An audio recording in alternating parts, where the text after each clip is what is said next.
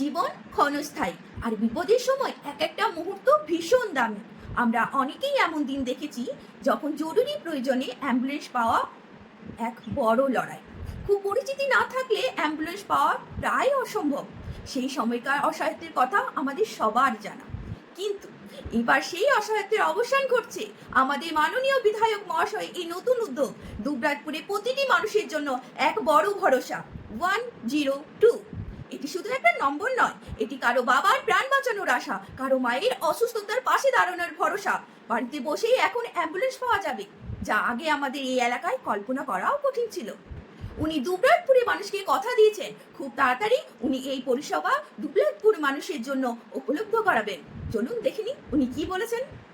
যেভাবে মাতৃযান চলছে সেটার যে চুক্তিপত্র আছে সরকারিভাবে, সেটা যেমন প্যারালালি চলবে, 102কেও এখানে চালু করতে হবে। 102টা অন্য জায়গায় চলবে, এখানে কেন চলবে না সেই কারণটা আমরা জানতে পেরেছি। কারণটাকে আমরা কার্যে পরিণত করব এবং 102 এখানে চালু হবে আগামী দিনে। বিপদ বলে কয়ে আসে না, তাই এই নম্বরটি শুধু জেনে রাখবেন না, সেভ করে রাখুন। আর এই ভিডিওটি শেয়ার করে আপনার পাশের মানুষটিকেও জানিয়ে দিন, কারণ সচেতনতাই হয়তো কোনো জীবন বাঁচিয়ে দেবে। আমাদের দুবরাজপুর সুস্থ থাকুক, ভালো থাকুক। এই মানবিক উদ্যোগের জন্য আমাদের বিধায়ক মাননীয় অনুপ কুমার সাহা মহাশয়কে জানাই কুর্নিশ।